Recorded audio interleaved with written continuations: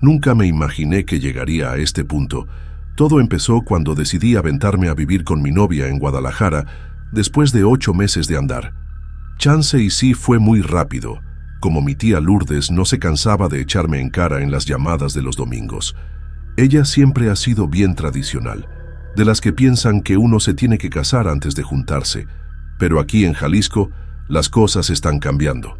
Y muchos jóvenes como nosotros preferimos tantear el terreno antes de amarrarnos con papeles. Los primeros días fueron puro miel. Nuestro depa en la colonia Chapultepec era chiquito, pero acogedor, con una vista chingona a las calles llenas de jacarandas que pintaban de morado las banquetas en primavera. Los dos chambeábamos en el centro de Guadalajara, yo como chalán en un despacho de abogados y ella como encargada en una tienda de artesanías típicas de Jalisco.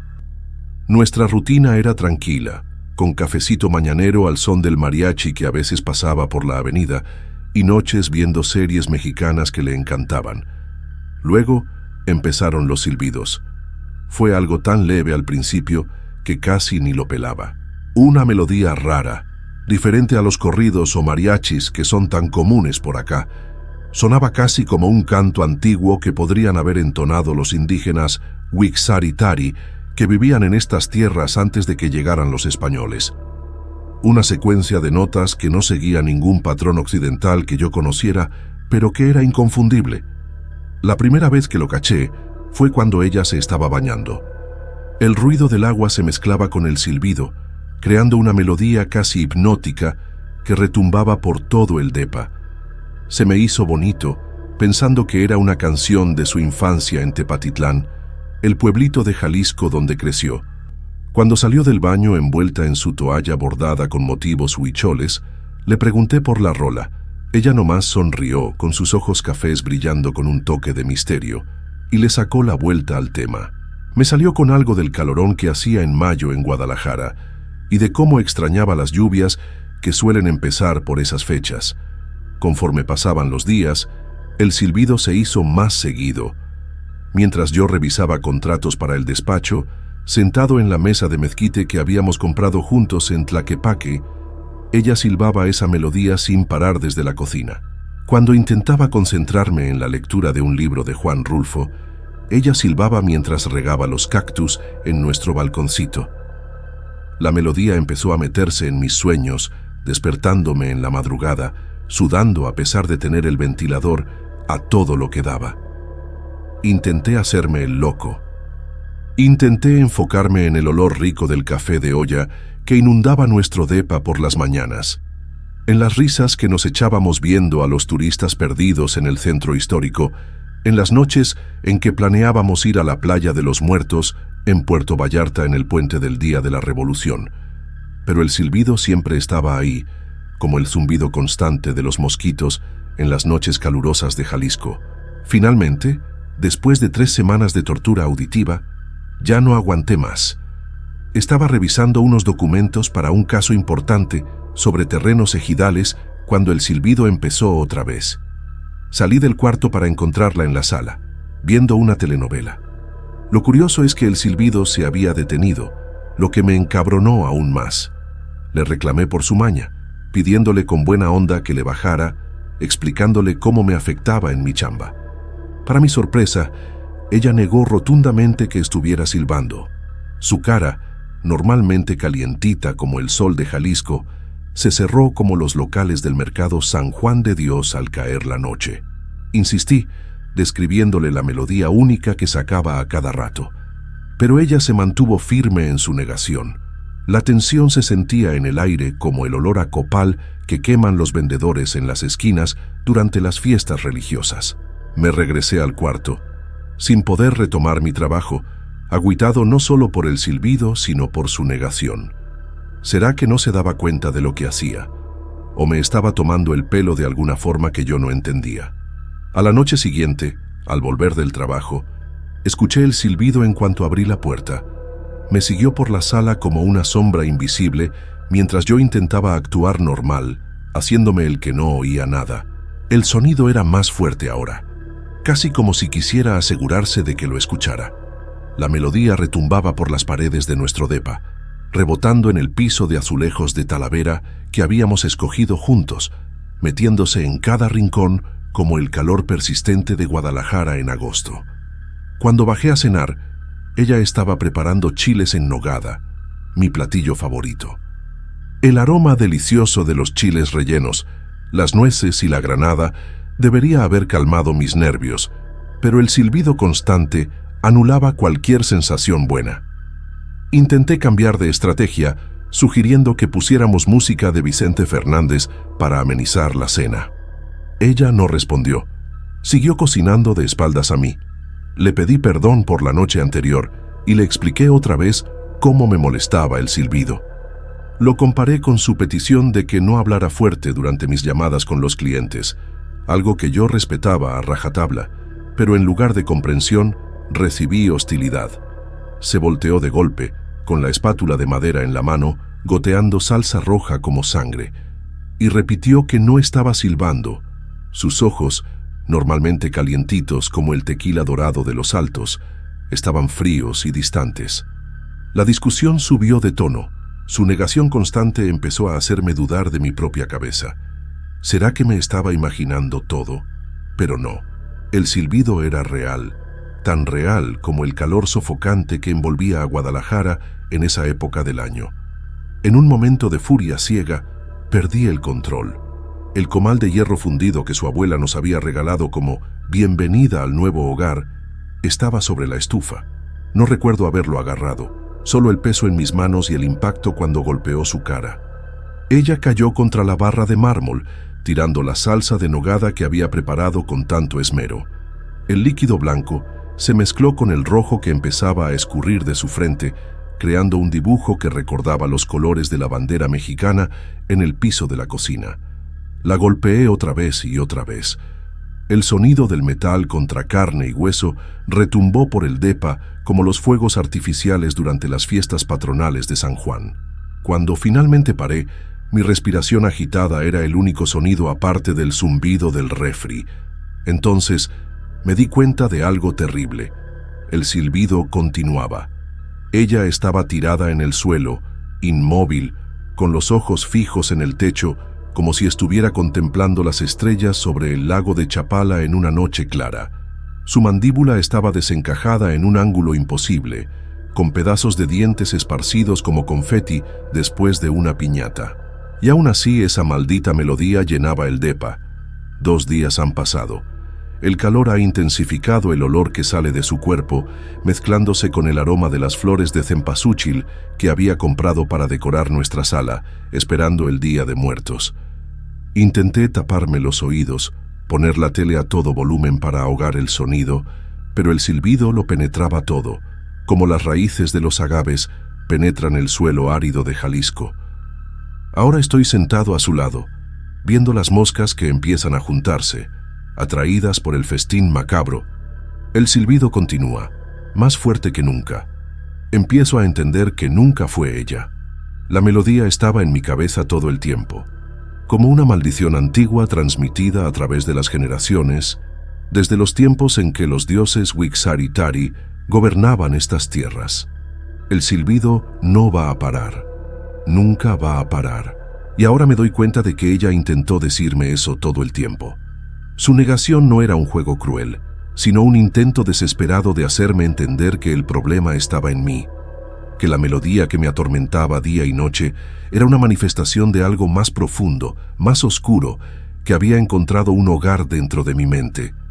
Mientras las sirenas de la policía empiezan a sonar a lo lejos, algún vecino debe haber notado el olor, agarro el comal otra vez. Chance y si me golpeo la cabeza con suficiente fuerza, el silbido por fin se calle, o chance y me acompañe para más allá de esta vida, una melodía eterna que ni la muerte puede silenciar. Aquí en Jalisco dicen que los muertos nunca nos dejan del todo. Se quedan silbando sus melodías antiguas, recordándonos que algunas culpas nunca se pueden pagar, algunas historias nunca terminan. Y mientras sostengo el comal sobre mi cabeza, esperando el valor para el golpe final, entiendo por fin lo que mi abuela quería decir cuando hablaba de la música del diablo. Esa melodía que, una vez escuchada, jamás abandona tu alma. El silbido continúa y siempre continuará.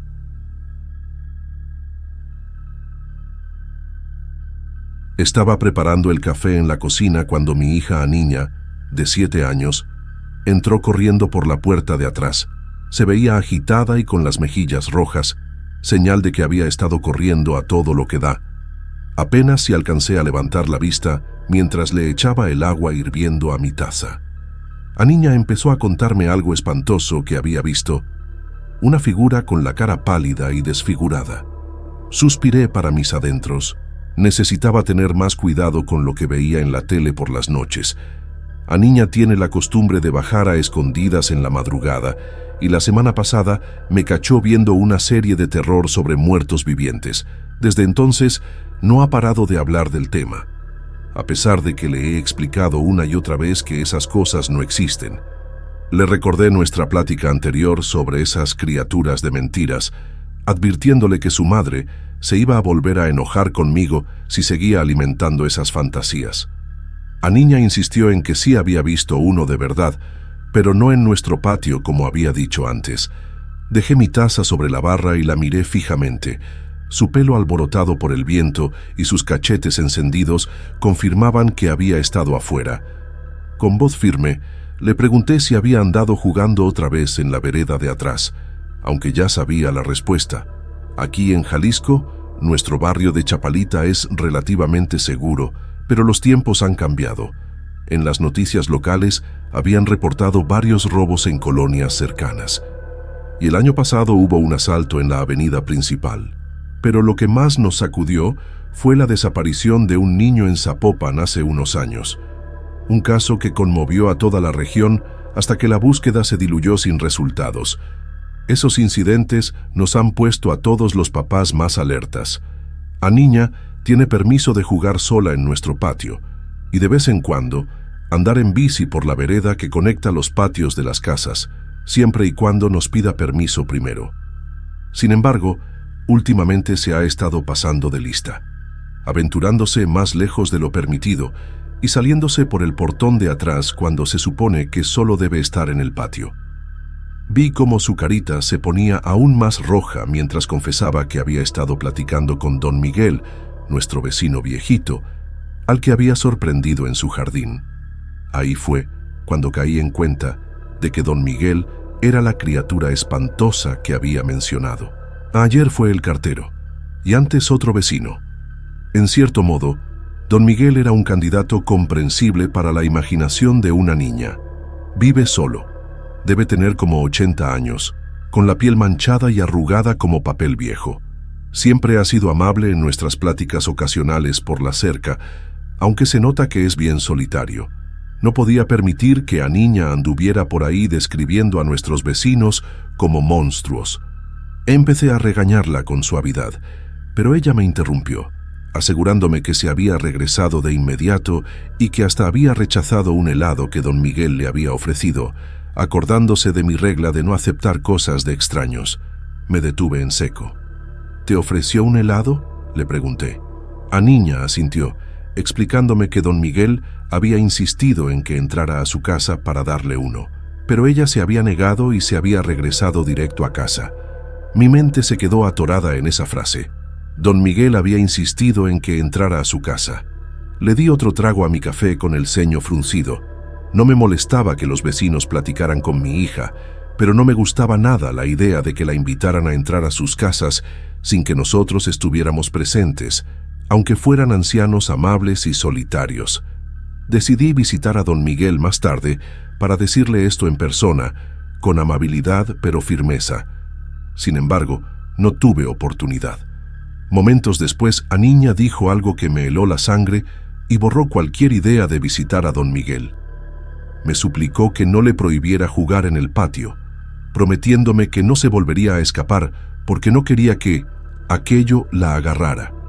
Le aseguré que podía seguir jugando en el patio, pero le pedí que dejara de ponerles apodos feos a las personas. Don Miguel podrá ser viejo, pero no es un monstruo de leyenda. Aniña me miró confundida, explicándome que no se refería a don Miguel, sino a otra persona que había visto en su casa, pegada a la ventanita de su sótano mientras ella platicaba con él. Un escalofrío me recorrió la espalda. Aniña continuó, describiendo una cara ensangrentada y golpeada, con la boca abierta como si le estuviera gritando. Lo que más la había sorprendido, me confesó, era descubrir que esas criaturas también podían ser niños, porque la que estaba en el sótano de Don Miguel parecía un chamaquito. El café se enfrió en mi mano mientras mi mente procesaba lo que acababa de escuchar. En las noticias de Jalisco, llevaban semanas cubriendo la desaparición de un niño de 8 años, sin pistas ni avances. Las búsquedas en el parque y en otras áreas no habían dado resultados, y Don Miguel, nuestro vecino solitario, había vivido aquí por décadas sin levantar sospechas. En ese momento, mi mano temblorosa alcanzó el teléfono. La inocente observación de mi hija podría estar revelando un horror que nadie en nuestro tranquilo barrio de Jalisco había imaginado. En las tierras de Jalisco, donde el tequila corre como río y el mariachi nace del alma, descubrí algo sobre la muerte que me cambiaría la vida para siempre. Todo empezó cuando andaba leyendo un libro sobre las antiguas creencias de por acá. Los primeros habitantes de Jalisco creían que los lagos eran portales al mundo de los muertos, sobre todo el lago de Chapala. Les decían Marías, en honor a la diosa azteca del agua. Le conté esto a mi jefa mientras descansaba en su cama, rodeada de medicinas y el olor penetrante de hierbas medicinales que mi tía se empeñaba en quemar. Mi jefa sonrió débilmente. La enfermedad la había consumido hasta dejarla casi irreconocible, pero su sonrisa seguía siendo la misma que iluminaba mis días de infancia. Comentó que le gustaba pensar que esos lagos llevaban su nombre. Ella también se llamaba María. Le recordé que eran puras supersticiones, pero ella, con esa sabiduría que solo la cercanía de la muerte te da, me dijo que Chance y nuestros ancestros veían cosas que nosotros habíamos olvidado. El cáncer es una palabra bien simple para describir al monstruo que nos robaba a mi jefa poco a poco. Los doctores lo envolvían en términos complicados: metástasis, terminal, paliativo. Palabras que intentaban disfrazar lo inevitable. Pero cuando mi jefa se reía, nos olvidábamos por un momento de que estábamos en Guadalajara, en un hospital con aparatos médicos. Su risa nos transportaba a los campos de agave, a las fiestas de mi infancia en el pueblo, cuando el mundo era simple y las posibilidades infinitas. El doctor Ramírez venía cada vez menos. Todos sabíamos que este sería el último jalón.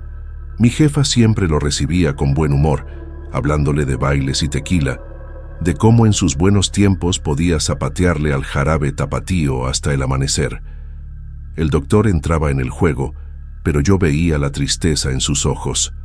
En la mesita al lado de la cama de mi jefa había puesto una figurita de obsidiana que encontré entre las cosas de mi abuela.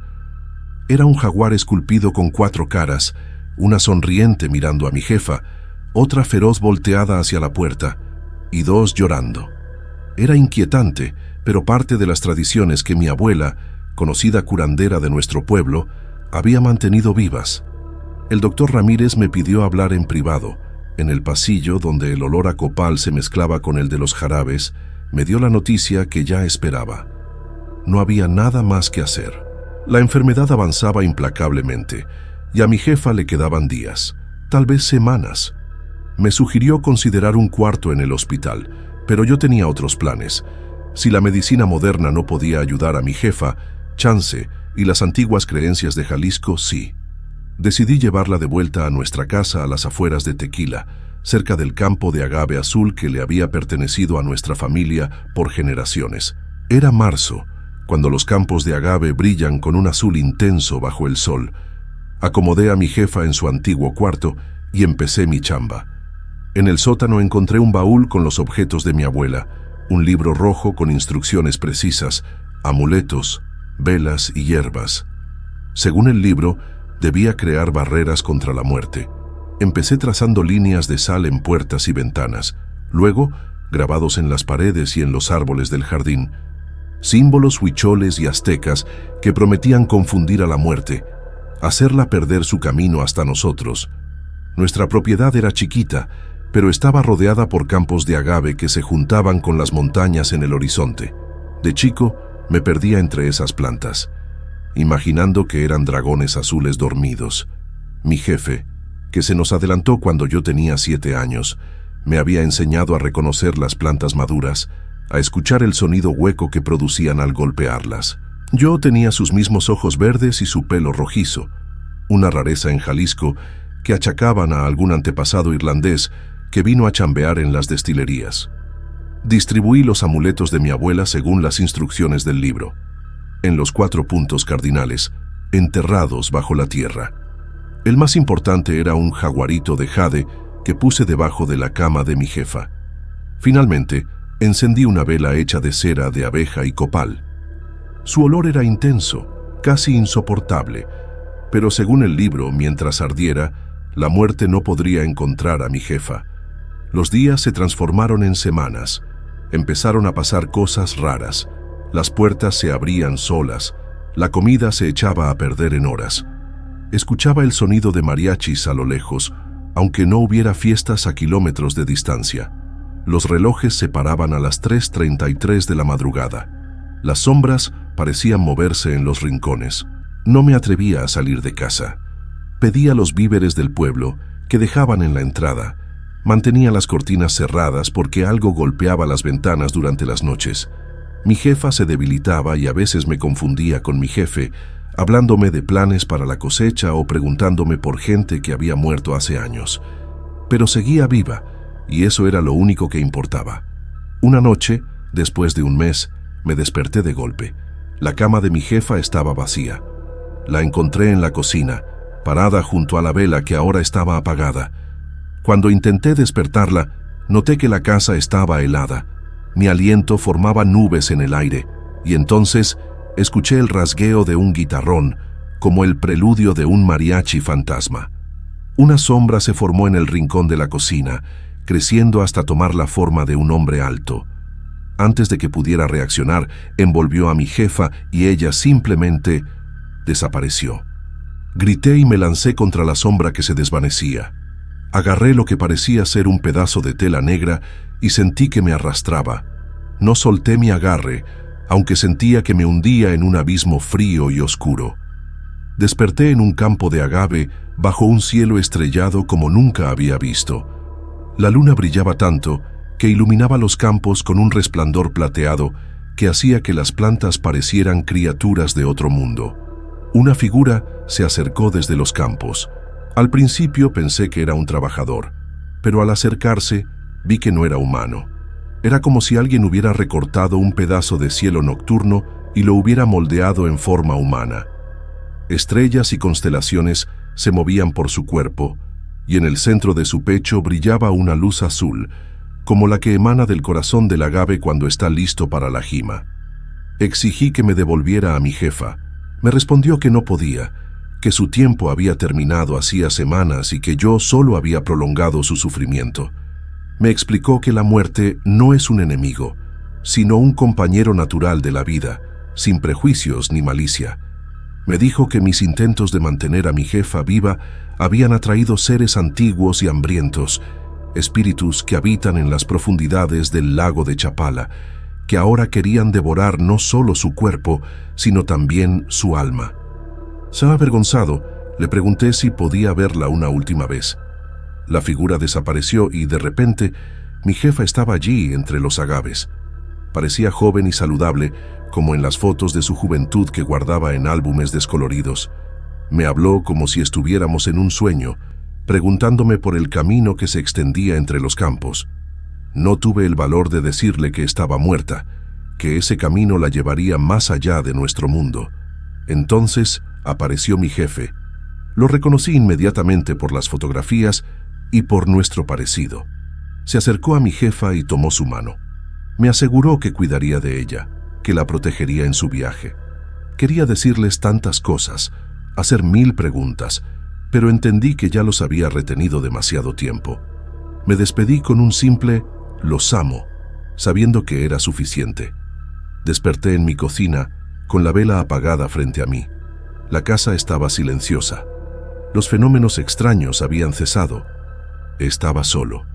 Han pasado meses desde entonces. Limpié la casa, eliminando los símbolos y amuletos. Por las noches, camino entre los campos de agave y miro las estrellas, pensando en mis jefes. Me pregunto a dónde los habrá llevado su camino y si, como dicen las leyendas de Jalisco, se habrán transformado en estrellas que guían a los viajeros perdidos. A veces, visito el lago de Chapala y contemplo sus aguas. Ya no me parece un simple lago, sino un portal a otro mundo, una María, como los antiguos creían. Me gusta pensar que mis jefes lo visitaron en su viaje, que encontraron esas aguas místicas que llevan el nombre de mi jefa. En los campos de agave azul, bajo el cielo estrellado de Jalisco, aprendí que la muerte no es el final, sino solo otro camino. Y aunque ahora camine solo, sé que algún día me reuniré con ellos, y juntos exploraremos los misterios que se esconden más allá de las estrellas. Todo empezó como a la medianoche. Mi teléfono vibró con una notificación de WhatsApp. En esa pantalla iluminada vi algo que me heló la sangre. Era un mensaje de Marisol. Tengo capturas de pantalla. Ya no sé qué hacer. Neta, Marisol falleció el 15 de septiembre de 2019. Era el día de la independencia en Jalisco, un día bien patriota.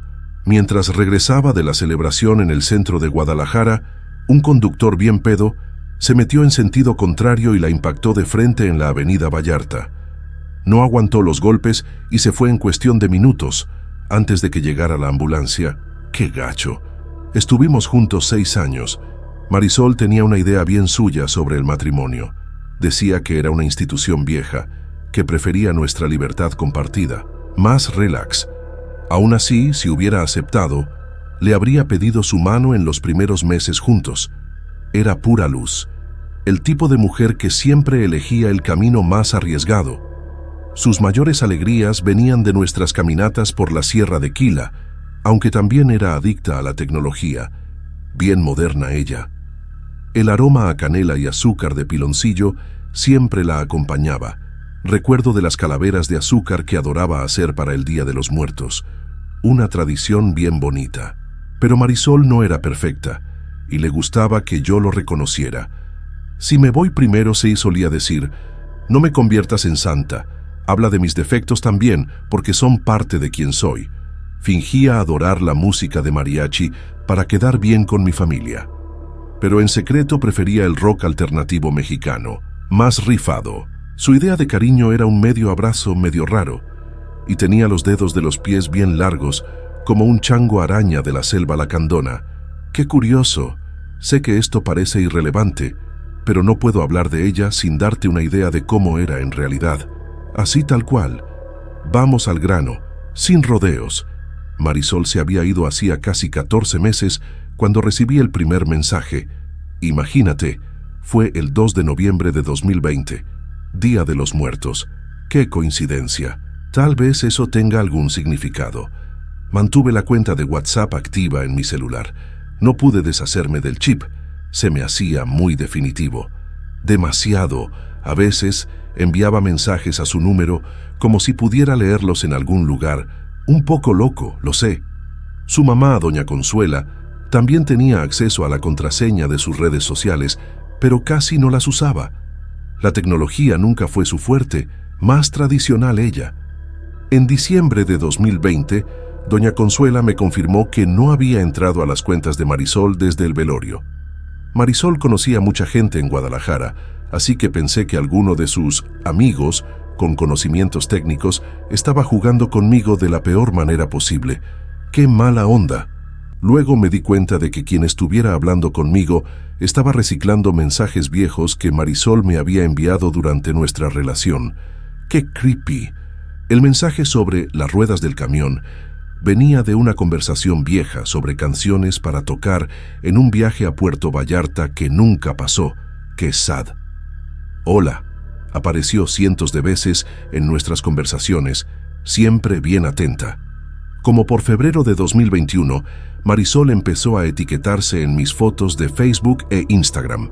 Me llegaban notificaciones, pero cuando abría, generalmente la etiqueta ya había desaparecido. como fantasma. La primera vez que logré capturar una, sentí como si me hubiera dado un golpe un luchador de lucha libre en el estómago. ¡Qué shock! Ella se etiquetaba en lugares donde sería posible encontrarla, o donde solíamos vernos en Jalisco. ¡Qué escalofrío!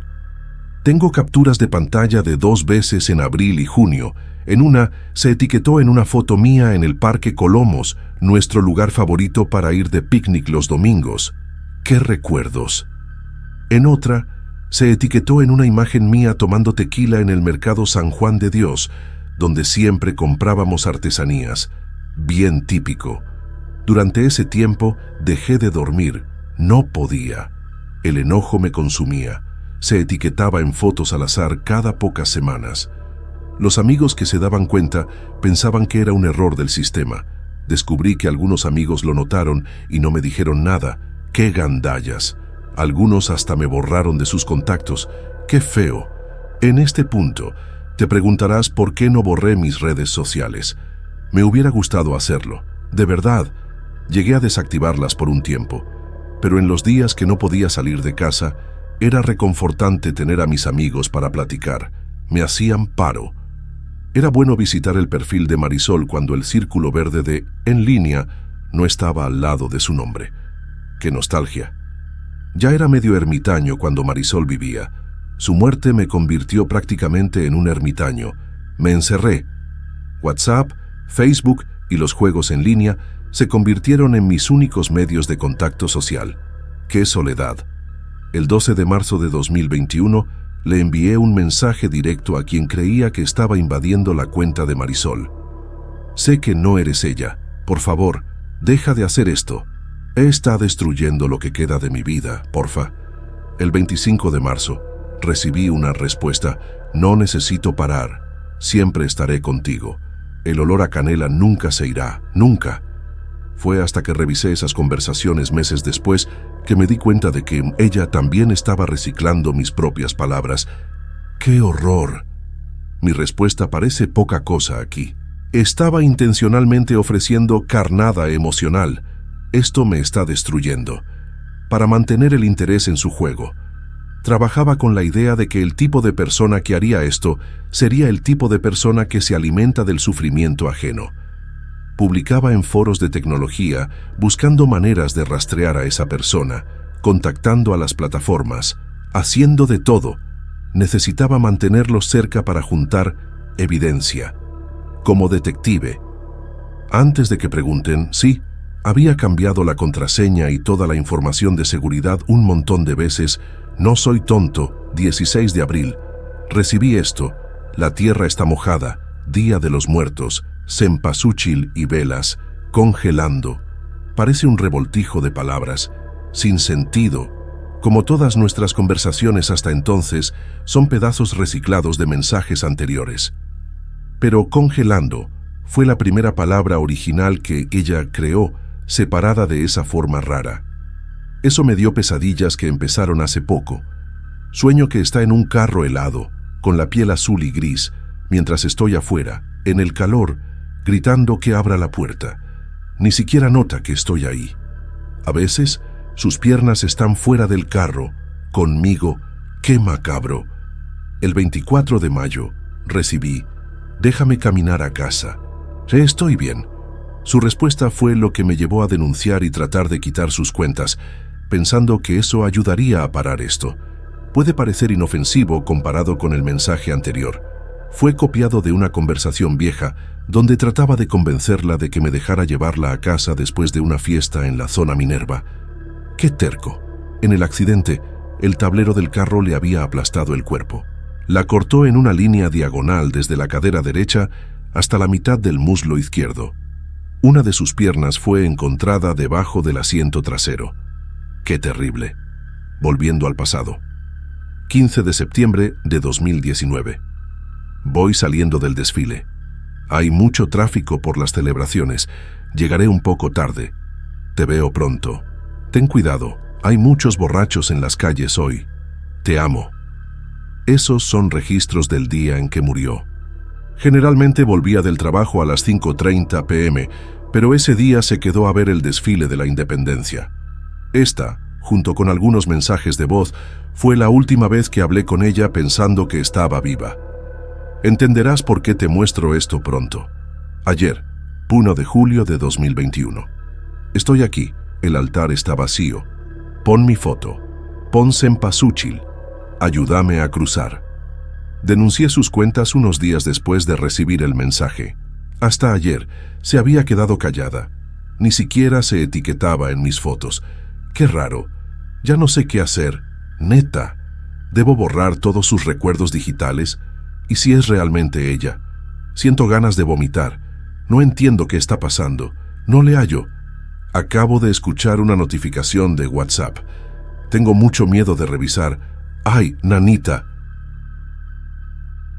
Siempre he tenido un corazón frágil, bien delicado. Y no solo físicamente. Siempre he sido una persona miedosa, asustada con mi propia sombra. ¡Qué oso! Las calles de Guadalajara nunca fueron amables conmigo. El calor intenso, la altura, hasta las fiestas de mariachi me dejaban sin aire. Uf. No me sorprendió cuando los doctores del Hospital Civil me informaron que mi soplo cardíaco era más grave de lo que parecía. ¡Qué mala onda! Un año entero de exámenes. Imagínate. Un año de terapias, idas constantes al hospital, consultas con especialistas en cardiología de Jalisco, y al final me dijeron que todo había sido en vano. ¡Qué decepción! Mi pobre corazón frágil no duraría hasta el Día de los Muertos. ¡Qué triste! Es una sensación rara que te digan que te estás muriendo. Al principio no lo acepté. En shock total. Bebí tequila hasta caerme. Gasté todo mi dinero en mariachis y artesanías de la Plaza de los Mariachis. A lo loco. Hice cosas imprudentes, estúpidas, porque estaba aterrada. ¡Qué miedo! Entonces recibí la noticia. La esperanza. Una joven llamada Marisol había sido declarada con muerte cerebral después de un accidente en la avenida Chapultepec. Y yo, la elegida por la suerte, recibiría un corazón nuevo en una semana. ¡Qué milagro! Conduje hasta el hospital lento, con cuidado por las calles llenas de Guadalajara, y me preparé para la prueba que venía, a darle. Mientras estaba acostada en la cama en la última noche, el pensamiento sobre Marisol daba vueltas en mi mente y no me dejaba en paz. ¡Qué inquietud! Era como si su nombre estuviera en luces prendiendo y apagando cada vez que cerraba los ojos, como los neones coloridos del Mercado San Juan de Dios, bien llamativos. Sé que estuvo mal, pero necesitaba ver a la mujer que me estaba dando su corazón. Necesidad pura. No me parecía justo no conocer la cara de quien estaba salvando mi vida. Sabía su nombre, sabía en qué ala estaba. Había escuchado a 2 enfermeras comentando sobre el caso extraordinario mientras pasaban por mí en el pasillo. Chismosas. Caminé por los pasillos sinuosos hasta encontrar lo que buscaba. Como detective, en la penúltima sala, ella estaba acostada en la cama. Ahí estaba. Una mujer sentada a su lado, agarrando su mano, y mi propio corazón débil se tambaleó. ¡Qué impresión! Vestida de negro, como si ya estuviera de luto, la mamá de Marisol tenía la mirada perdida, mientras sostenía un pequeño retrato de la Virgen de Guadalupe, rezando con fe. Pedí permiso, sin saber qué decir. ¡Qué pena! Expliqué que era Lorena, la persona que se operaría al día siguiente, así tal cual. Lo que supuse era la mamá de Marisol se levantó y pude notar por la mirada en sus ojos que sabía quién era.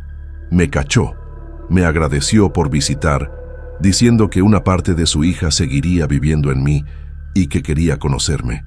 ¡Qué bonito! Me quedé ahí, impotente y sin palabras, sin saber qué hacer. La mamá de Marisol me hizo una señal para que me acercara. ¡Qué nervios! Me pidió que no me sintiera incómoda, que era lo que Marisol hubiera deseado. ¡Qué linda! Me senté en la silla al lado de Marisol, observando su rostro sereno enmarcado por largas trenzas negras adornadas con cintas coloridas, probablemente trenzadas por su mamá mientras estaba inconsciente, como un último gesto de amor. ¡Qué conmovedor! Pregunté cómo había pasado, pero interrumpí la frase. Mejor no. Era demasiado terrible para preguntar. ¡Qué horror! La mamá de Marisol me dio una sonrisa delgada. Triste, me contó que Marisol era trabajadora social en Tlaquepaque, un barrio difícil, pesado.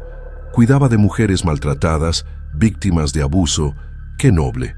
El mes anterior conoció a un hombre y... Bueno, años de entrenamiento no pueden ayudar cuando estás enamorada. El amor es ciego. Ignoró las señales de alerta. ¡Qué tonta! Y él la mató. ¡Qué desgracia! Marisol dedicó su vida a aquellas que la necesitaban, trabajando en albergues en las zonas más peligrosas de la ciudad, donde los cárteles tenían fuerte presencia. ¡Qué valiente! La mamá de Marisol bajó la mirada. Tristeza pura. No sé por qué hice esto, pero extendí la mano y agarré la mano de Marisol. Impulsivo. La apreté. Fuerte. Compartí que yo también había tenido un novio así. ¡Qué feo! Él era violento también. Mal plan. Alguien como Marisol me convenció de dejarlo, en una de las casas de acogida de Jalisco. ¡Qué suerte! La mamá de Marisol me dio otra media sonrisa. Forzada, pude ver las lágrimas en sus ojos, reflejando la luz de las velas que había prendido alrededor de la cama. Dolor. Entonces Marisol apretó mi mano. «No manches, con fuerza, de verdad». Me agarró tan fuerte que sus uñas se clavaron en mi piel. ¡Qué miedo! Retrocedí con una expresión de horror en mi rostro. En shock, la mamá de Marisol me miró con calma. Serena. Me explicó que Marisol a veces le apretaba la mano también. ¡Qué raro! Los doctores le decían espasmos musculares. Ah, ok. De cualquier forma, no había nada más de Marisol ahí dentro. Ya se había ido. Miré las pequeñas marcas de media luna que empezaban a sangrar en la palma de mi mano. ¡Qué escalofrío! La cirugía fue perfecta. Un éxito. Me llevaron a la sala de recuperación después de que todo acabó. La herida en mi pecho cubierta por gasa. Uf, era mejor no verla, pensé. Mejor no tentar la suerte. No necesitaba más problemas cardíacos. Ya tengo suficiente. Pasé el primer día drogada con la medicina para el dolor, comiendo solo un poco de pozole que la enfermera trajo y sentándome tal vez 2 veces. Bien aturdida. Era un proceso largo, me aseguraron. Paciencia. La mamá de Marisol vino a visitarme el día antes de que me dieran de alta. ¡Qué linda! Su calma no había cambiado, pero pude ver que estaba sufriendo dolor. Parecía 10 años más vieja, y sus manos temblaban cuando me dio un abrazo, el olor a copal impregnado en su ropa. ¡Qué nostalgia! Me preguntó cuándo me iría a casa, y respondí que sería al día siguiente. Ya quiero. La invité a visitarme cuando quisiera. Cuando guste. Empecé a anotar mi dirección para ella cuando, por el rabillo del ojo, vi un destello de trenzas negras con cintas coloridas desaparecer por la puerta. No puede ser. Las mismas trenzas brillantes que adornaban el pelo de Marisol. ¡Qué impresión! De repente sentí un dolor agudo. ¡Ay, nanita! Era como si alguien hubiera apretado mi mano con tanta fuerza que casi me aplasta los huesos. ¡Qué dolor! La mamá de Marisol corrió a mi lado con una mirada de preocupación en sus ojos, alarmada. Me preguntó qué pasaba, si era mi corazón. ¡Qué susto! Tropezó con las últimas palabras, entendiendo lo que había dicho. Captó la onda. Intenté tranquilizarla y dije que avisaría a los doctores. ¿Todo bien? Salió con una mirada de preocupación en su rostro, apretando el pequeño medallón de plata que cargaba, rezando. Cuando miré hacia abajo, un nuevo conjunto de marcas de uñas en forma de media luna estaban debajo de las que Marisol había hecho. No manches. 10 sonrisas idénticas sangrando. ¡Qué horror! El viaje en taxi a casa fue corto, y antes de que me diera cuenta, estaba de vuelta en mi departamento en el barrio de Chapalita. ¡Qué rápido! Era raro intentar acomodarme otra vez donde había parado. Mi vida estaba casi terminando la última vez que estuve aquí. ¡Qué fuerte! Miré el desorden y las cajas de cartón, los restos de una noche en la que había intentado, entre lágrimas, empacar y guardar mis pertenencias para que mis papás no tuvieran que hacerlo cuando yo muriera. ¡Qué drama! El corazón de Marisol latía tan fuerte que parecía que iba a salir de mi pecho, a todo dar. Eso pasaba todo el tiempo, y me di cuenta de que debía ser así como se sentía un corazón saludable. ¡Qué alivio! Entonces, ¿por qué no podía quitarme esta sensación de inquietud? ¡Qué raro! Esa noche tuve un sueño. ¡Qué miedo! Marisol estaba en su cama de hospital, pero su mamá se había ido. Sola. Podía escuchar mi corazón, el corazón de Marisol, latiendo en mis tímpanos tan fuerte que era doloroso, insoportable. Traté de taparlos, pero mis manos estaban pegadas a mi lado. ¡Qué impotencia! Alguna fuerza inexplicable me estaba moviendo en dirección a la figura inmóvil de Marisol en la cama. Sus labios estaban azules y la ventana se había abierto, azotando sus trenzas negras y coloridas alrededor de su rostro. ¡Qué escalofrío! Estaba casi encima de ella cuando sus ojos se abrieron. ¡Ay, nanita! Estaban lechosos, blancos, los ojos de alguien muerto. ¡Qué horror!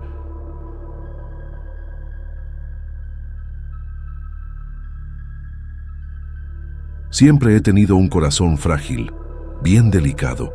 Y no solo físicamente, siempre he sido una persona miedosa, asustada con mi propia sombra. ¡Qué oso! Las calles de Guadalajara nunca fueron amables conmigo. El calor intenso, la altura, hasta las fiestas de mariachi me dejaban sin aire. Uf. No me sorprendió cuando los doctores del Hospital Civil me informaron que mi soplo cardíaco era más grave de lo que parecía. ¡Qué mala onda! Un año entero de exámenes. Imagínate. Un año de terapias, idas constantes al hospital, consultas con especialistas en cardiología de Jalisco, y al final me dijeron que todo había sido en vano. ¡Qué decepción! Mi pobre corazón frágil no duraría hasta el Día de los Muertos. ¡Qué triste! Es una sensación rara que te digan que te estás muriendo. Al principio no lo acepté, en shock total.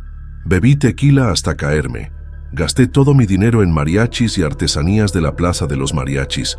A lo loco, hice cosas imprudentes, estúpidas, porque estaba aterrada. ¡Qué miedo! Entonces recibí la noticia, la esperanza.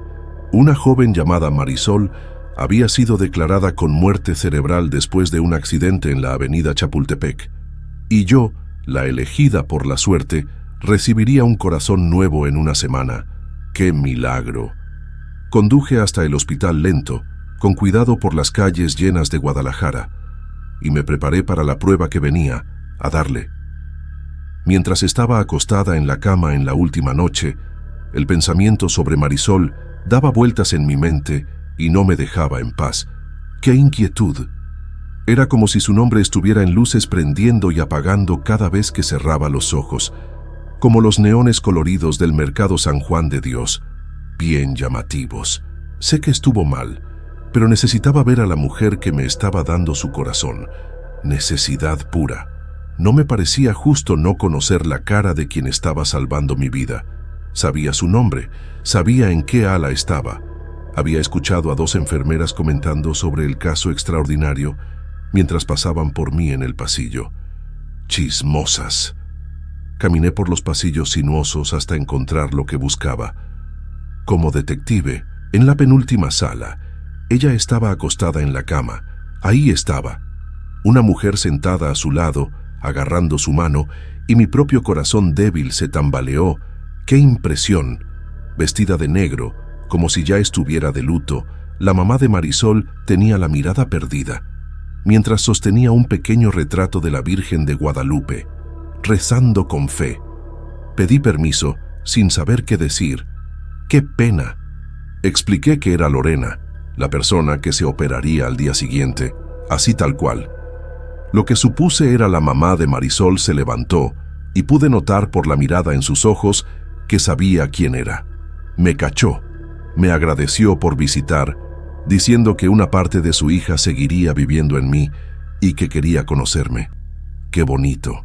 Me quedé ahí, impotente y sin palabras, sin saber qué hacer. La mamá de Marisol me hizo una señal para que me acercara. ¡Qué nervios! Me pidió que no me sintiera incómoda, que era lo que Marisol hubiera deseado. ¡Qué linda! Me senté en la silla al lado de Marisol, observando su rostro sereno enmarcado por largas trenzas negras adornadas con cintas coloridas, probablemente trenzadas por su mamá mientras estaba inconsciente, como un último gesto de amor. ¡Qué conmovedor! Pregunté cómo había pasado, pero interrumpí la frase. Mejor no. Era demasiado terrible para preguntar. ¡Qué horror! La mamá de Marisol me dio una sonrisa delgada. Triste. Me contó que Marisol era trabajadora social en Tlaquepaque, un barrio difícil, pesado. Cuidaba de mujeres maltratadas, víctimas de abuso. ¡Qué noble! El mes anterior conoció a un hombre y... Bueno, años de entrenamiento no pueden ayudar cuando estás enamorada. El amor es ciego. Ignoró las señales de alerta. ¡Qué tonta! Y él la mató. ¡Qué desgracia! Marisol dedicó su vida a aquellas que la necesitaban, trabajando en albergues en las zonas más peligrosas de la ciudad, donde los cárteles tenían fuerte presencia. ¡Qué valiente! La mamá de Marisol bajó la mirada. Tristeza pura. No sé por qué hice esto, pero extendí la mano y agarré la mano de Marisol. Impulsivo. La apreté. Fuerte. Compartí que yo también había tenido un novio así. ¡Qué feo! Él era violento también. Mal plan. Alguien como Marisol me convenció de dejarlo, en una de las casas de acogida de Jalisco. ¡Qué suerte! La mamá de Marisol me dio otra media sonrisa. Forzada. Pude ver las lágrimas en sus ojos, reflejando la luz de las velas que había prendido alrededor de la cama. Dolor. Entonces Marisol apretó mi mano. «No manches, con fuerza, de verdad». Me agarró tan fuerte que sus uñas se clavaron en mi piel. ¡Qué miedo! Retrocedí con una expresión de horror en mi rostro. En shock, la mamá de Marisol me miró con calma. Serena. Me explicó que Marisol a veces le apretaba la mano también. ¡Qué raro! Los doctores le decían espasmos musculares. Ah, ok. De cualquier forma, no había nada más de Marisol ahí dentro. Ya se había ido. Miré las pequeñas marcas de media luna que empezaban a sangrar en la palma de mi mano. ¡Qué escalofrío! La cirugía fue perfecta. Un éxito. Me llevaron a la sala de recuperación después de que todo acabó. La herida en mi pecho cubierta por gasa. Uf, era mejor no verla, pensé. Mejor no tentar la suerte. No necesitaba más problemas cardíacos. Ya tengo suficiente. Pasé el primer día drogada con la medicina para el dolor, comiendo solo un poco de pozole que la enfermera trajo y sentándome tal vez 2 veces. Bien aturdida. Era un proceso largo, me aseguraron. Paciencia. La mamá de Marisol vino a visitarme el día antes de que me dieran de alta. ¡Qué linda! Su calma no había cambiado, pero pude ver que estaba sufriendo dolor. Parecía 10 años más vieja, y sus manos temblaban cuando me dio un abrazo, el olor a copal impregnado en su ropa. ¡Qué nostalgia! Me preguntó cuándo me iría a casa, y respondí que sería al día siguiente. Ya quiero. La invité a visitarme cuando quisiera. Cuando guste. Empecé a anotar mi dirección para ella cuando, por el rabillo del ojo, vi un destello de trenzas negras con cintas coloridas desaparecer por la puerta. No puede ser. Las mismas trenzas brillantes que adornaban el pelo de Marisol. ¡Qué impresión! De repente sentí un dolor agudo. ¡Ay, nanita! Era como si alguien hubiera apretado mi mano con tanta fuerza que casi me aplasta los huesos. ¡Qué dolor! La mamá de Marisol corrió a mi lado con una mirada de preocupación en sus ojos, alarmada. Me preguntó qué pasaba, si era mi corazón. ¡Qué susto! Tropezó con las últimas palabras, entendiendo lo que había dicho. Captó la onda. Intenté tranquilizarla y dije que avisaría a los doctores. ¿Todo bien? Salió con una mirada de preocupación en su rostro, apretando el pequeño medallón de plata que cargaba, rezando. Cuando miré hacia abajo, un nuevo conjunto de marcas de uñas en forma de media luna estaban debajo de las que Marisol había hecho. No manches. 10 sonrisas idénticas sangrando. ¡Qué horror! El viaje en taxi a casa fue corto, y antes de que me diera cuenta, estaba de vuelta en mi departamento en el barrio de Chapalita. ¡Qué rápido! Era raro intentar acomodarme otra vez donde había parado. Mi vida estaba casi terminando la última vez que estuve aquí. ¡Qué fuerte! Miré el desorden y las cajas de cartón, los restos de una noche en la que había intentado, entre lágrimas, empacar y guardar mis pertenencias para que mis papás no tuvieran que hacerlo cuando yo muriera. ¡Qué drama! El corazón de Marisol latía tan fuerte que parecía que iba a salir de mi pecho, a todo dar. Eso pasaba todo el tiempo y me di cuenta de que debía ser así como se sentía un corazón saludable. ¡Qué alivio! Entonces, ¿por qué no podía quitarme esta sensación de inquietud? ¡Qué raro! Esa noche tuve un sueño. ¡Qué miedo!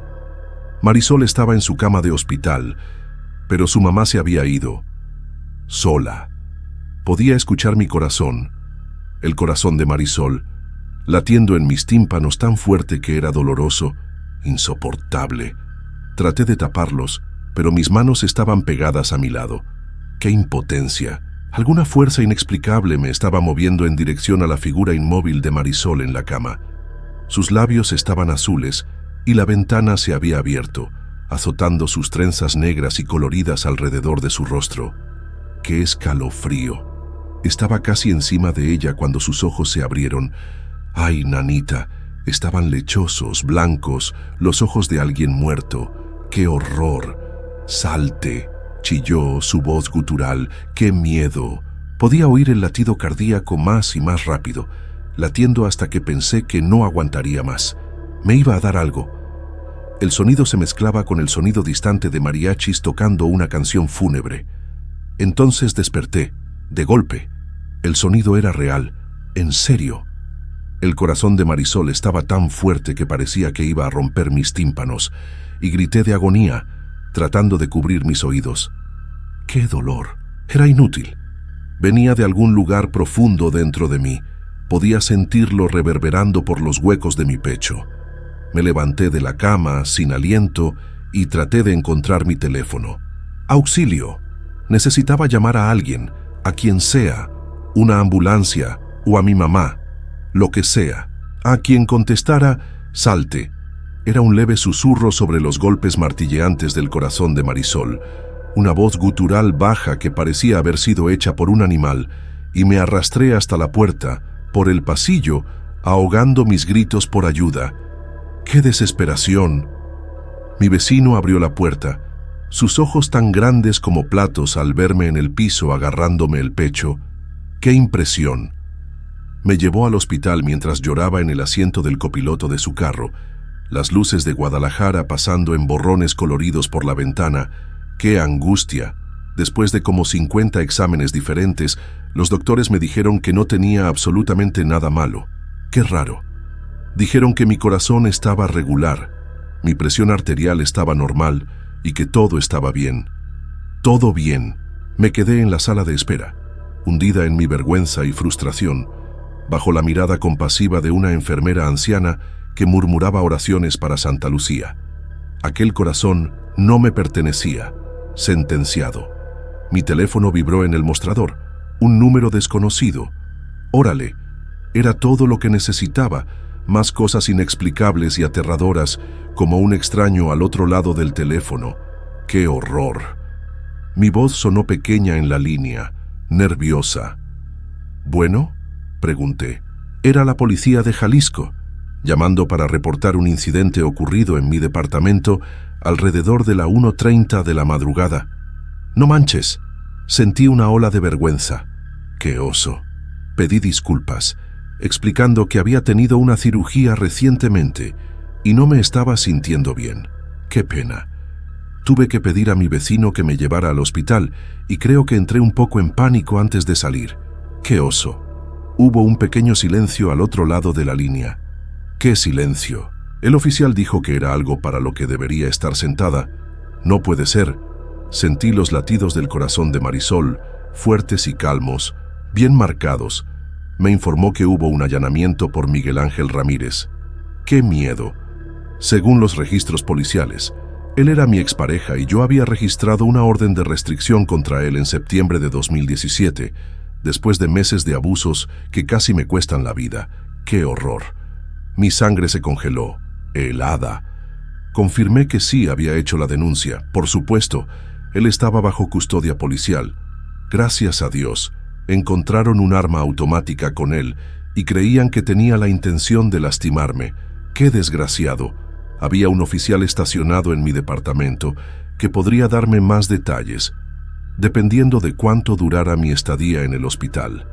Agradecí y colgué el teléfono. Gracias. Por un momento, me apoyé en la pared, el horror extendiéndose lentamente sobre mí. ¡Qué escalofrío! Si hubiera estado en mi departamento 10 minutos después, él me habría encontrado. No lo puedo creer. Era el aniversario de nuestra separación, y él había jurado que volvería para terminar el trabajo, palabras que nunca olvidé. Los latidos del corazón de Marisol llenaron mis oídos de nuevo, pero ahora eran suaves, calmantes, mezclados con el sonido distante de una canción de mariachi que venía por la ventana del hospital. ¡Qué tranquilidad! Su mamá dijo que ella dedicó cada parte de sí para ayudar a aquellos que lo necesitaban. Puse ambas manos en mi pecho, dominada por mi propia gratitud, y escuché a Marisol. Gracias. En algún lugar, entre los latidos de su corazón, podía jurar que oí una voz suave susurrando: «Estás a salvo ahora, hermana».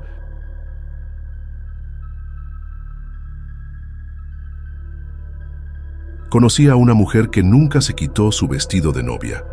Lucía era una vecina bien buena onda que vivía cruzando la calle en las afueras de Guadalajara. No éramos tan cercanas cuando éramos niñas o adolescentes, porque ella era como 5 años mayor que yo. Pero nuestras familias compartían esa amistad típica de los barrios de Jalisco, donde todos se conocen entre tragos de tequila y el aroma de las tortillas recién hechas. Creo que hasta me cuidó algunas veces cuando era chiquita. Cuando mi mamá se enteró de que Lucía se iba a casar, me mandó a ayudar a su despedida de soltera. Mi pobre mamá pensaba que yo era así porque pasaba mucho tiempo con los muchachos y necesitaba aprender a ser más femenina, pero la verdad es que entendía todo al revés. Fue entonces que descubrí que Lucía y su futuro esposo, Miguel, habían hecho un pacto de sangre bajo el cielo estrellado de Jalisco, donde las leyendas locales hablan de amores que trascienden la muerte. Me explicó, mientras giraba suavemente el anillo con una piedra roja como sangre alrededor de sus dedos, que el primero en morir vendría a buscar al otro tan pronto como pudiera. Sus palabras resonaban con la misma intensidad con la que suenan las campanas de la Catedral de Guadalajara en día de fiesta. Cuestioné si no era demasiado dramático. ¿Qué pasaría si terminaban divorciándose y casándose con otras personas? El olor que me dio fue como si hubiera blasfemado frente a la Virgen de Zapopan. Para ella eran almas gemelas, destinadas a encontrarse en cada vida. Su ingenuidad la hacía increíblemente bonita, como las coloridas flores de los campos de agave, pero me sentía rara teniendo 21 años y pensando que era mucho más madura que alguien de 26. No insistí en el asunto, pero ella siguió hablando de él con un tono soñador. A Miguel le encantaría esto. Quisiera que Miguel estuviera aquí y así sucesivamente. Su voz soñadora casi me hizo creer que las almas gemelas existían y que podías hacer que la persona que más amas te siga en la muerte solo deseándolo. Lucía me explicó, entre tragos de horchata, cómo ella creía que podías despertar en el más allá y empezar a controlar las cosas con tu mente. Una creencia que mezclaba las tradiciones católicas del más allá con las antiguas creencias huicholes sobre la vida después de la muerte. Claro que tus recuerdos serán nebulosos, aclaró, pero es por eso que hicimos el pacto de sangre, para que podamos recordar. Pregunté cómo uno haría para traer al otro de vuelta, solo para entrar en la conversación. Me respondió que creía que ambos crearían alas, como los ángeles que adornan las iglesias de Jalisco.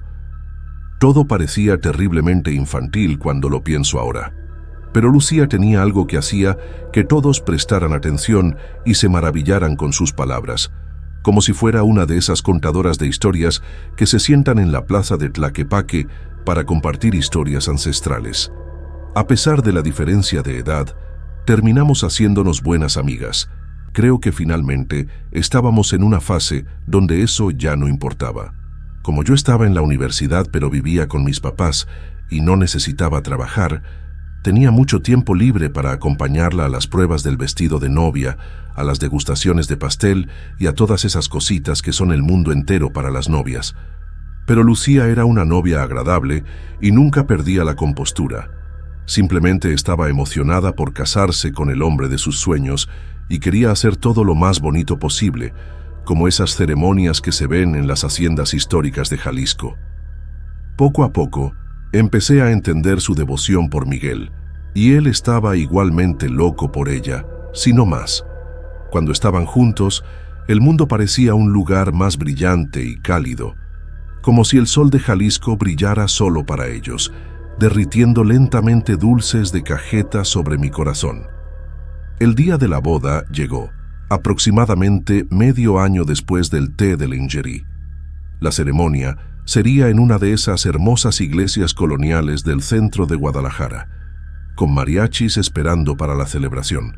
No fue una boda ni grande ni pequeña.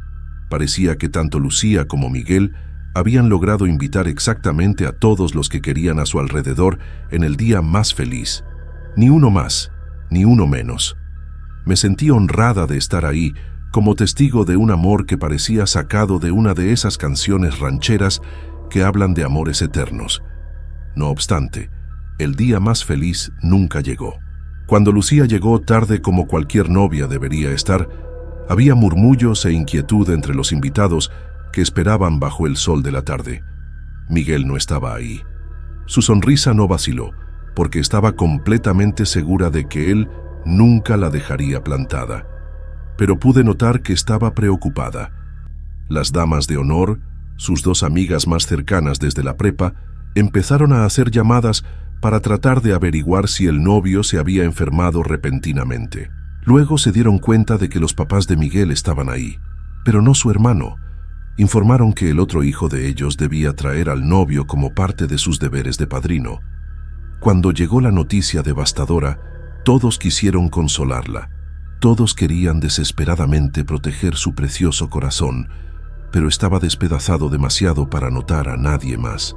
El ambiente festivo se transformó en una nube de tristeza tan densa como la niebla que a veces cubre los altos de Jalisco.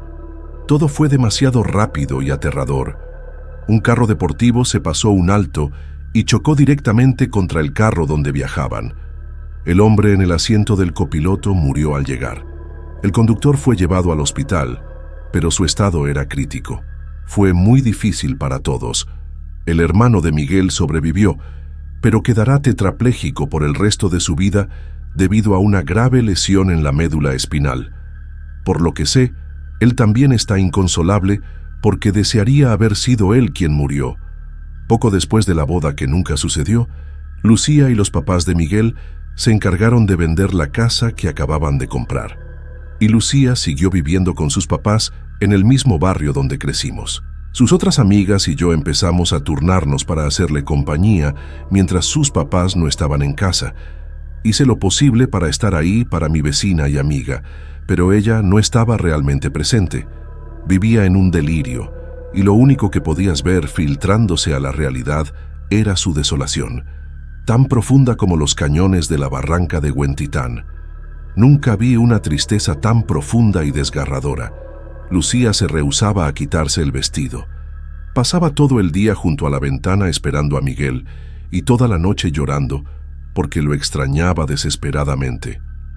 Cada uno de los días, como un ritual inquebrantable, estaba esperanzada de que era cuestión de tiempo hasta que él despertara del otro lado y se acordara de llevarla con él. Por eso no se quitaría el vestido. Él había muerto con su traje de boda. Entonces era natural que ella estuviera a la altura de las circunstancias, lista para cuando él viniera a buscarla.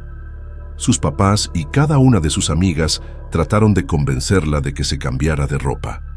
Prometieron que ella siempre podría guardar el vestido para cuando Miguel viniera, pero ella sabía que en realidad no creían que eso pasaría.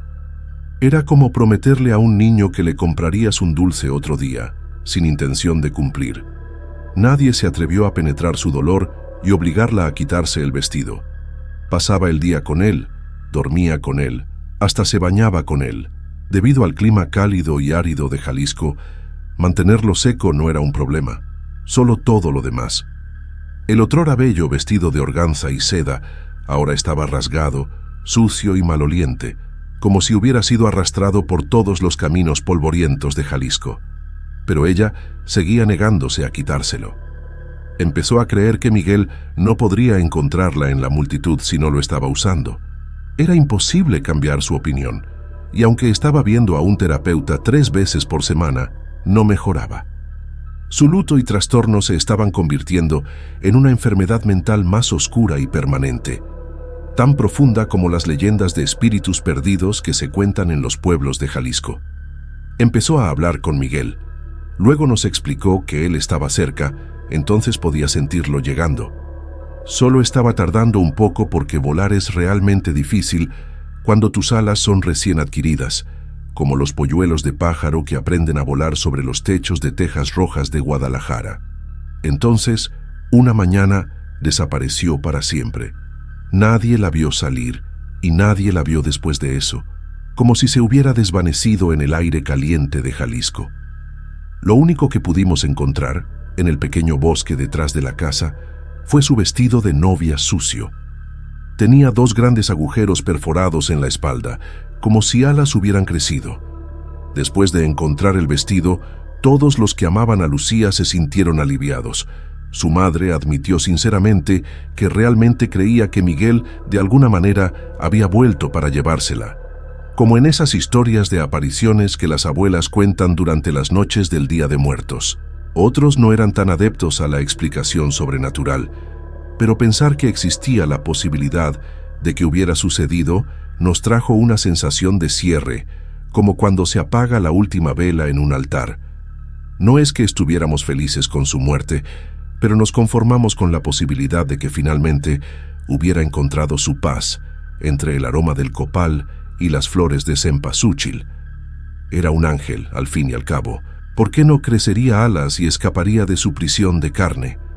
Como esas pinturas en las iglesias barrocas de Jalisco, donde los ángeles ascienden entre nubes doradas. La familia realizó un bello servicio memorial en su honor, y lentamente todos empezamos a seguir con nuestras vidas, aunque su historia se cuente por generaciones en las noches de verano, cuando el calor de Jalisco invita a las confidencias. Ahora, podrías preguntarme qué creo yo. Me reiría amargamente porque no tengo esa opción para empezar, como los destinos inevitables que marcan las antiguas leyendas mexicanas. Siendo la persona que pasó más tiempo observando a Lucía en aquellos días, era natural que fuera yo quien la encontrara muerta en la bañera, sus pulsos abiertos como flores carmesí bajo el agua. Esconder y posteriormente deshacerme de su cuerpo fue la cosa más difícil que he hecho. Manipular el vestido, sin embargo, fue extrañamente curativo, como un ritual de purificación. Aún así, creo que ella estaría satisfecha en saber que fingí su rapto celestial, inspirándome en las historias de ángeles y apariciones que pueblan el folclore de Jalisco. Una muerte romántica y misteriosa combinaba mucho más con ella que el suicidio, como esos finales de los romances que tanto leía, donde el amor trasciende las fronteras de la vida y de la muerte. Mientras camino por las calles empedradas de Guadalajara, a veces creo que la veo entre la multitud, con su vestido inmaculado y alas translúcidas, sonriendo porque finalmente ha encontrado a su amado Miguel en algún lugar más allá de las estrellas que brillan sobre Jalisco. Mi novia habla durante el sueño. Últimamente ha dicho cosas terribles. Estoy completamente infatuado por ella, absolutamente infatuado, y no era un sentimiento saludable. Lejos de eso, pensaba en ella a cada momento en que estaba lejos. A veces me sentaba en el patio de mi casa en Guadalajara, entre las bugambillas moradas que crecían exuberantes bajo el sol de Jalisco, solo esperando que ella me enviara un mensaje. Me repetía a mí mismo: no la contactes, no hagas eso, va a parecer obsesivo. Aún así, siempre me encontraba deslizando hacia su nombre en la lista de contactos antes de que mi voz interior continuara. No quieres que ella sepa lo desesperadamente enamorado que estás. Es poco atractivo. Va a asustarla. No, debes esperar a que ella llame esta vez. Era una tortura, casi insoportable. Una vez oí que los antiguos aztecas creían que enamorarse locamente de alguien era una maldición que los dioses enviaban como castigo. Nunca entendí lo que querían decir. Al fin y al cabo, ¿hoy en día no es caer de amores el objetivo final de todos? Pero ahora que me ha pasado a mí, debo decir, los aztecas tenían razón. Esto es una maldición. Yo mal tenía control sobre mí mismo. Era como si mi infatuación por ella me poseído. Nosotros teníamos una relación íntima, pero todavía estábamos en la fase de conocer mejor. Estábamos en aquella era decisiva de una relación floreciente en que o tendríamos la conversación formal sobre exclusividad o empezaríamos a alejarnos lentamente. Esta última posibilidad era algo con que yo no conseguiría lidiar. Honestamente, sería imposible. Casi todo en ella me cautivaba. La manera como sujetaba el rebozo rojo contra el rostro cuando reía. Como acariciaba la pequeña medalla de Nuestra Señora de Guadalupe cuando estaba asustada. Como jugaba con los largos cabellos negros cuando estaba animada. Todo. Su aroma de jazmín y canela. Su sonrisa. Sus ojos color de café. Sí, lo sé. Probablemente causa náuseas oír sobre eso. Siento lo mismo. Nunca fui el tipo romántico incurable, pero ahora no consigo parar de fantasear sobre ella.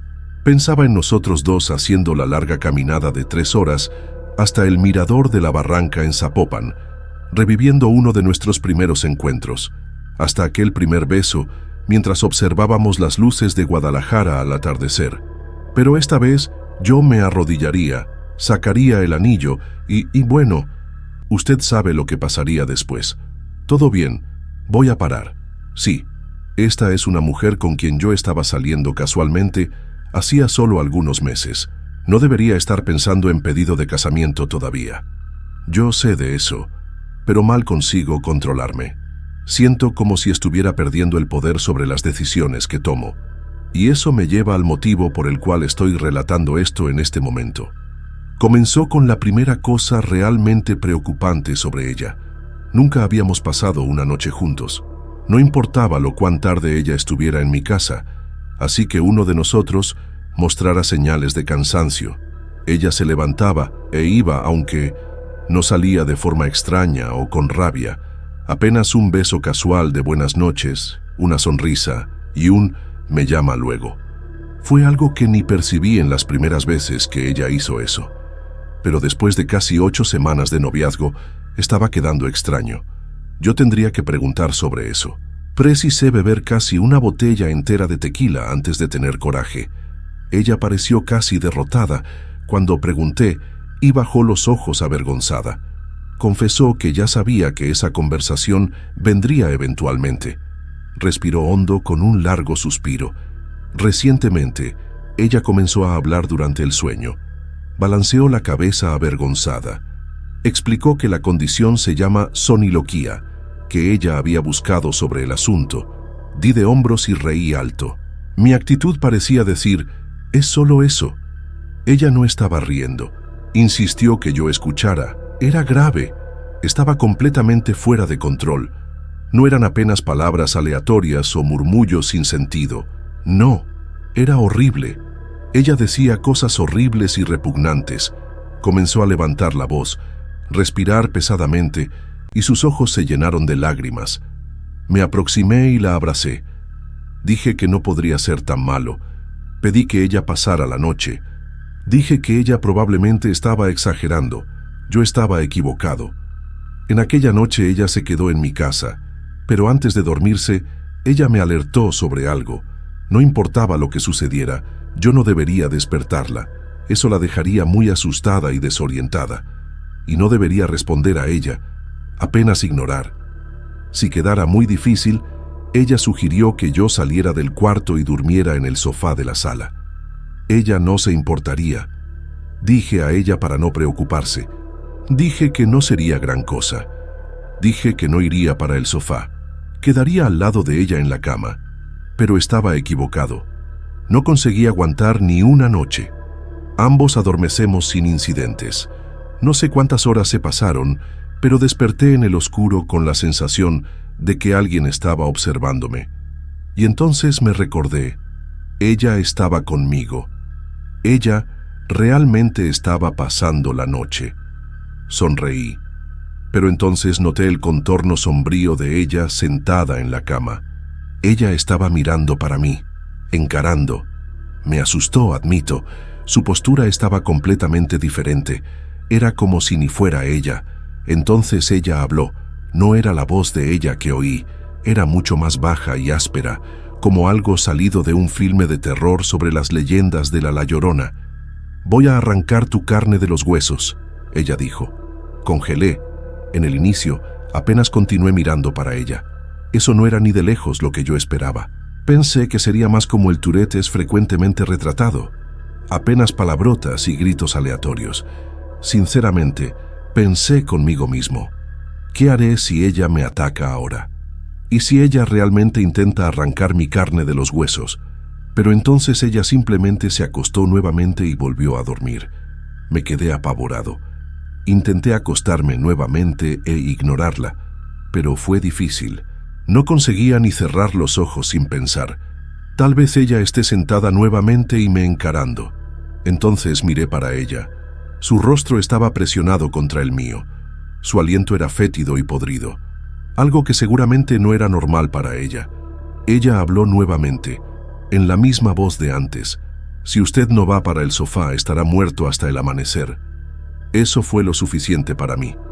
Me levanté en un instante y fui para la sala de estar. Ella hizo un tipo de sonido jadeante cuando salí. Creo que era para hacer una risa. Yo estaba acostado en el sofá, pero no conseguiría volver a dormir. Estaba muy sacudido. Miraba para la ventana, esperando ver las primeras señales del amanecer sobre las montañas de Jalisco. Y entonces pensé haber oído algo. Del cuarto. Intenté enfocar, y entonces oí nuevamente. «Miguel». Era aquella misma voz baja y áspera. Sonaba como una bruja de Catemaco. Intenté apenas ignorar en el inicio, pero entonces continuó. «Miguel». Aún así no dije nada. «Yo sé que usted puede oírme, Miguel. Usted está despierto ahora. ¿Por qué no vuelve para el cuarto?» La voz mal parecía humana. Recordaba las historias de brujas nahuales que mi abuela contaba cuando yo era niño. O tal vez usted prefiere que yo vaya hasta usted. Yo aún no dije nada. Fui instruido a no hacer eso, pero me quedé atento. Si oyera a ella comenzar a andar en dirección a la puerta del cuarto, juro, yo habría corrido para fuera del apartamento. Pero ella me pidió para no responder cuando hablara durante el sueño. Entonces no respondí, y entonces oí ella más una vez. «Disculpa si eso estropea sus planes». Ella comenzó a reír. «Ustedes dos deberían caminar por aquella senda nuevamente». No estaba ni remotamente preparado para lo que ella diría a seguir. «Ustedes dos estarían tan cansados cuando llegaran a la cima. Mirarían para la ciudad. Entonces usted se arrodillaría y sacaría el anillo». Ella comenzó a reír, y fue cuando percibí que no era apenas un problema de hablar durante el sueño. Era algo mucho mayor, algo sobrenatural. Yo nunca había contado a nadie sobre mi fantasía de pedido de casamiento. Simplemente no había como ella saber sobre nada de eso. Esto ya no se trata solo de hablar dormida. Se trata de posesión. Posesión de alguna antigua entidad de las leyendas de Jalisco. No puedo regresar a la habitación. No tengo idea de lo que pasaría si lo hiciera. En lugar de eso, voy a esperar, refugiado en mi sala hasta que salga el sol. Todavía me quedan algunas horas por delante. Puedo oírla reír ocasionalmente en la habitación. Todavía no es su voz. Todavía esa misma risa baja y cavernosa. Pero mientras estoy sentado en mi sofá relatando esto es lo que más me asusta. Tal vez mi enamoramiento y obsesión total por ella no eran normales. Dije antes que sentía como si estuviera perdiendo el control de mí mismo, más que en la típica historia de enamorarse. No, temo que el enamoramiento que sentí fuera la entidad lentamente tomando control de mí, de ella controlando mis pensamientos, miedos, ambiciones y ansiedades. Tal vez cuando me volviera completamente absorbido, una transferencia ocurriría y ella estaría libre de esto. Sé que debería irme, que debería abrir la puerta de enfrente, subirme a mi coche y conducir lejos de aquí, hacia las colinas de Tequila o hacia el lago de Chapala, o incluso huir a la Ciudad de México. Pero no puedo dejarla. Ya perdí el control. Estoy encariñado con ella, completamente encariñado. Y mientras el sol comienza a salir sobre Jalisco, me doy cuenta de que la maldición de los antiguos, ya sea azteca, maya o de alguna otra entidad local, ahora es mía para cargar.